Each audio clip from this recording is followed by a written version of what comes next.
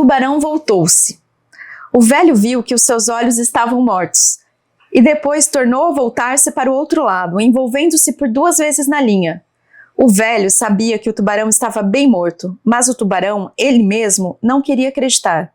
Em seguida, deitado sobre o dorso, com a cauda agitando-se nervosamente e as mandíbulas abrindo-se e fechando-se, o tubarão lançou-se para frente, rodopiando tal como se fosse um barco de corrida. A água tornara-se branca no lugar onde a cauda batera vertiginosamente, e 3/4 do seu corpo estavam quase fora da água quando a linha se esticou, estremeceu e partiu. O tubarão permaneceu imóvel à tona da água durante alguns minutos, e o velho fixava-o com o olhar. Depois se voltou de lado e começou a submergir no mar, lentamente. Abocanhou uns 15 quilos de carne, exclamou o velho. Levou-me o arpão e toda a linha, e agora o meu peixe está sangrando de novo, e não tardarão a vir outros tubarões. Não lhe agradava olhar para o peixe agora que estava mutilado. Quando o tubarão mordeu o peixe, era como se tivesse mordido a ele próprio. Mas matei o tubarão que atacou o meu peixe, pensou o pescador. E era o maior dentuço que vi até hoje. E Deus sabe que tenho visto muitos e grandes. Era bom demais para durar. Gostaria que afinal houvesse sido tudo um sonho e que nunca tivesse pescado o peixe e que estivesse agora na minha cama deitado em cima dos meus velhos jornais. Mas o homem não foi feito para a derrota, disse em voz alta. Um homem pode ser destruído, mas nunca derrotado. Isso é muito forte, hein? O Velho e o Mar, Ernest Hemingway. E aí, Ricardo, eu ouvi falar que essa é uma das páginas que mais te ganharam na literatura. Sim. E eu quero saber por quê. Eu tenho um apreço pela história de Santiago, porque eu acho que ele traz para a gente elementos que nos colocam de frente a um tema muito delicado, que é esse tema da derrota, né? Quando eu, pessoalmente, acho que de derrotado Santiago não tem nada. O fato dele ter conseguido, depois de quase 3 meses, pescar um peixe de 500 quilos e 5 metros de comprimento, embora não tenha conseguido voltar com ele para a praia, para casa, faz desse homem um vitorioso. Um homem que não tinha estrutura, um homem que pescou esse peixe na unha. Então, eu acho essa personagem e essa passagem especial profundamente humana. Ela trata de questões profundamente humanas.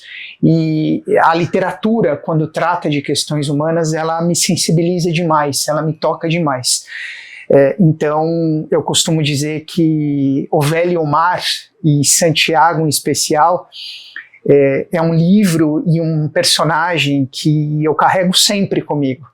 Embora não seja o livro da minha vida, sem dúvida nenhuma, um dos que mais me sensibilizam, um dos que mais me tocam. Então é por isso que eu tenho um apreço profundo pela escrita de Hemingway, em especial por este livro e por essa personagem. Acho que você me deu a deixa. Então, qual é o livro da sua vida? Difícil, bem difícil. Temos vários, né? Temos vários. Mas eu posso elencar alguns para você, se você me permitir, porque um só é bem difícil. Mas eu começo falando da Odisseia de Homero. Eu sou apaixonado por esse livro, pela história de Ulisses. Ulisses é uma personagem que me acompanha desde que eu li esse livro pela primeira vez.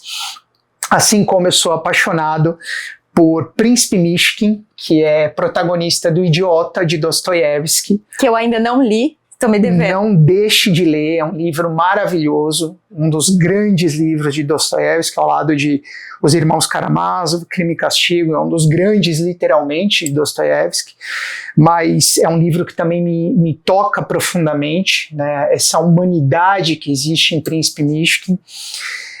Também sou apaixonado pela Hora da Estrela, de Clarice Lispector, e Macabeia, que eu acho que é uma figura ímpar da nossa literatura, também uma personagem que me acompanha. E também poderia citar Hamlet, de Shakespeare. Eu acho que é uma personagem também profundamente humana, com todas as suas dúvidas, incertezas, preocupações. Então é difícil, muito difícil falar de um livro que me atravessa, um livro de cabeceira.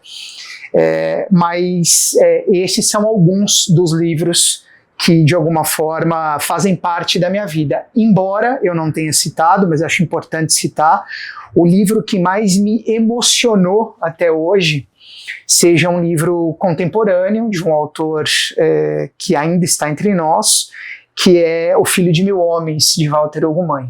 Esse livro, ele me fez chorar demais.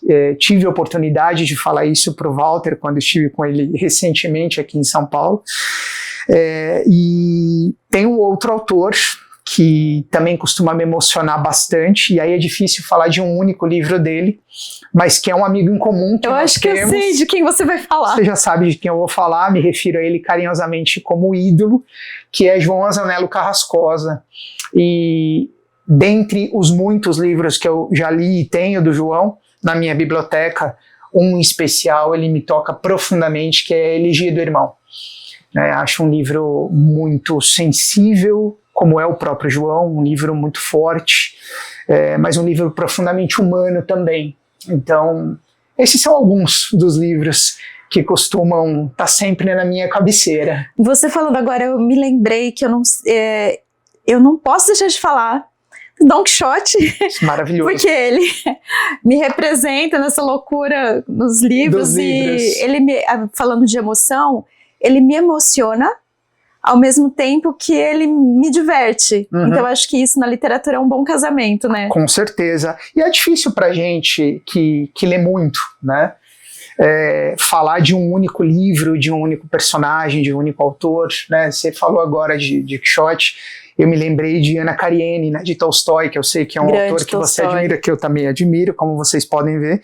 Ana Karenina é um dos livros mais fantásticos que eu já li também na minha vida. A alma feminina que Tolstói consegue transportar para as páginas daquele livro, daquele clássico, eu acho fantástico. Então, é difícil, muito difícil elencar um autor, um livro, uma personagem, são muitas. Uma coisa que a gente pode dizer é que, assim, leiam os clássicos, né? Porque sempre. Ali tá a essência de tudo, a gente vai achar... Já diria Ítalo Calvino, né? Porque ler os clássicos. O clássico é um livro que nunca acabou de dizer o que ele tem que dizer, né? Ele sempre tem algo a dizer pra gente. Ele é um livro atemporal, né? Ele se perpetua. Ele se perpetua, exatamente. E ele ganha diferentes formas ao longo do tempo e em cada leitor, né? Porque Exato. A gente fala até de teoria da recepção, né? Uhum. Que a forma como o leitor recebe os clássicos ao longo do tempo, como ele vai se transformando também, mas ele tá sempre ali. Exatamente. Na nossa estante. Na nossa estante. E quem é Ricardo? Conta um pouquinho pra gente. Bom, eu sou jornalista por formação, somos colegas de carreira, né? Embora eu não atue mais na área desde o final de 2022, porque eu passei a me dedicar à literatura. Eu lancei meu primeiro livro, eu sou escritor, em 2015, um livro de contos. Depois eu publiquei um romance em 2017. Em 2023 publiquei um livro de crônicas, porque eu também sou um cronista colaborador do jornal O Popular de Goiás. E eu acabo de lançar meu primeiro livro infanto-juvenil, um motivo de muita alegria para mim, chamado O Macacão Amarelo, que é um livro que fala sobre racismo, pertencimento, identidade.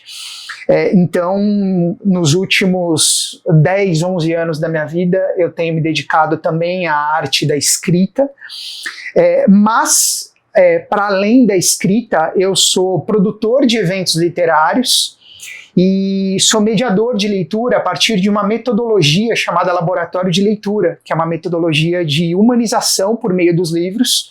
Eu fiz o meu mestrado na Escola Paulista de Medicina da Unifesp pesquisando essa metodologia, sob orientação do criador da metodologia, que é o professor Dante Galian. Então, eu coordeno grupos de laboratório de leitura e eu tenho eventos proprietários que eu criei, portanto, na área de literatura. Um deles, você já deu um spoiler no vídeo anterior, que é a Residência Literária Dias Raros, que eu organizo 2 vezes por ano, em parceria com o ídolo João Anzanello Carrascosa, da qual você para minha alegria, fez parte na última edição, em julho de 2025. Organizo também um evento para leitores chamado Viva Livros, em que nós recebemos um escritor ou uma escritora para falar sobre a sua obra num final de semana. Então é um evento bastante intimista, né? Criei agora também a Vivência Literária Dias Raros, também em parceria com o Carrascosa, que é um evento de fim de semana em São Paulo, para quem não pode passar os 10 dias de imersão na residência literária. E tem um evento que eu criei, mas eu ainda não executei, eu espero que possa fazê-lo ano que vem, chamado Paladar Literário, que eu junto gastronomia e literatura. Só se tiver vinho. Vai ter vinho. Eu chamo a Dani. A ideia é justamente a gente poder ter um cardápio desenvolvido por uma chefe a partir de uma narrativa literária, né? Então é uma experiência que une gastronomia e literatura. Então, isso eu não vi ainda aqui. Eu acho que é totalmente... Você tem tido iniciativas assim... você tem trazido coisas muito diferentes para quem gosta de literatura, para quem gosta de escrever. Essa é a ideia. Eu procurei criar eventos para quem gosta de escrever, para quem gosta de ler, para poder realmente ter algo customizado, né, algo que as pessoas possam viver como uma experiência, como imersão, esse contato próximo dos seus autores favoritos. Quem que você já levou para o Viva Livros? Conta um pouquinho. O primeiro padrinho, na verdade, né, sempre ele, João Azanello Carrascosa, o ídolo, de 2019. Depois tivemos a pandemia, né, e aí paramos durante o período da pandemia, e quando retomamos com Carla Madeira, depois com a Natália Timmerman e o evento mais recente com a Aline Bey, que acredito ser a autora do momento também, né? Acabou de lançar livro novo. Tá fraquinho isso, né? Tá bem fraquinho. A ideia é que a gente possa aproximar os leitores dos seus ídolos, né? Dos seus escritores e escritoras favoritos, favoritas. Então, Viva Livros é um evento para leitores. Já a residência da qual você participou é um evento para quem realmente quer escrever. Então, a ideia é uma imersão de 10 dias no alto da montanha. A gente faz em Gonçalves, na Serra da Mantiqueira, em que a gente oferece um pacote de mais ou menos 45 horas para que as pessoas possam escrever os seus projetos literários, mas também o João oferece mentoria individual, ele propõe exercícios, atividades, então é uma imersão bastante completa e intensa num formato inédito no Brasil. Eu vou falar um pouquinho da minha experiência na residência, que foi incrível, além da paisagem lá ser altamente inspiradora, a convivência com outras pessoas que escrevem enriqueceram a minha escrita, me deram um norte, porque não eu acho que o mais legal, diferentemente do que acontece em outras residências que existem aí fora do Brasil, o que tem de legal lá é essa convivência, sabe? Tem gente que já publicou, tem gente que está escrevendo, que tá para publicar. Então, sabe, as pessoas são muito generosas, pelo menos no meu grupo, e eu vejo isso nos anteriores também, que elas praticamente pegaram na minha mão e falaram, não, vem cá, porque eu cheguei muito crua, né, Ricardo? Né? Você ainda estava receosa, né, de como ia funcionar aquele processo, mas pessoalmente eu vi você se soltando na residência, esse é o nosso objetivo. Tudo fluiu a partir de lá, então assim, fora que os momentos lá que a gente compartilhava comida, né, com a Shira, chefe Shira, maravilhoso, tudo muito natural. Bastante. Assim, é uma experiência que eu quero repetir e eu achei que pra mim foi muito válida, assim. Que bom, eu espero você na próxima edição, então. Tem que escrever o segundo livro, porque o primeiro já tá andando, né? Que bom, então que o segundo nasça na próxima edição da residência. Vai ser oficial. Legal, maravilha. É isso, Ricardo, muito obrigada. Eu que agradeço, Márcia.